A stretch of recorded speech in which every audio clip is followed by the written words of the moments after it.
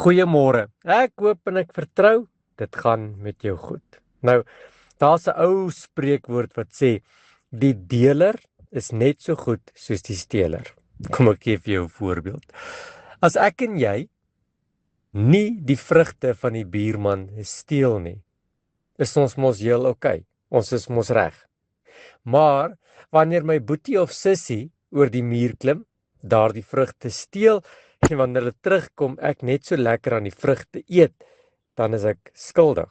En wanneer mamma en pappa vra, waar kry hulle hierdie vrugte en ek stil bly en ek nie sê waar dit vandaan kom nie, is ek skuldig. Met ander woorde, ek het nie self die vrugte gesteel nie, maar ek het daarvan geëet en dit help wegsteek.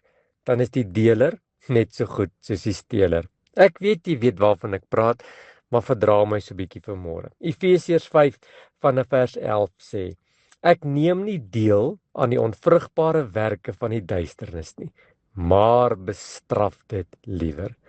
As ek nie verkeerd aanspreek nie, as ek nie dit wat sonde is, as ek dit sien, as ek dit nie aanspreek nie, is ek net so skuldig. Dis maklik om te sê, ek doen dit nie, ek het nie dit gedoen nie, en ek sal dit nooit doen nie, en is reg.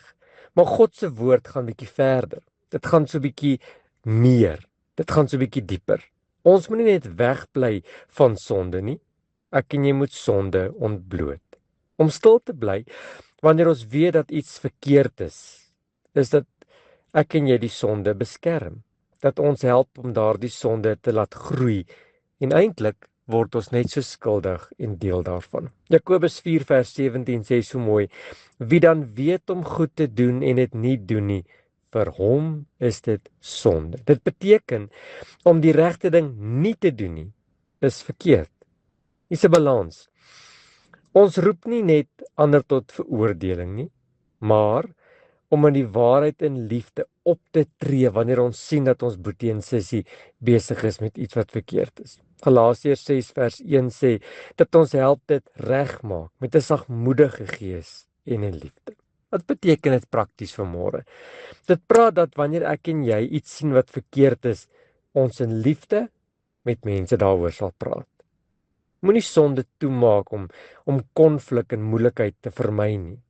Wees lig in 'n donker plek en moenie 'n stil toeskouer wees van dit wat verkeerd is nie.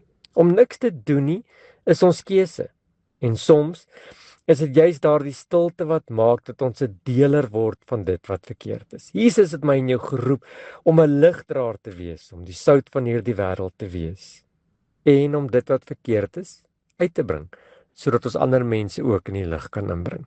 Klink dit dalk asof ek en jy iemand wil veroordeel of baas wil speel? Miskien klink dit so, maar ja, die deler is net so goed soos die steler. Ek wil jou vandag vra om nie stil te bly daar by die werk as jy sien dat iets onderduims aan die gang is nie. Moenie stil bly nie. Moenie wegkyk nie. Moenie sê, "Sjoe, hierdie is nie my geveg om te veg nie." Ja, hoor mooi, die deler is net so goed soos die steler. Here, vanmôre wil ek vra dat U by my sal begin.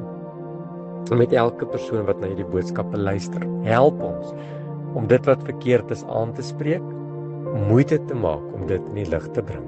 Amen.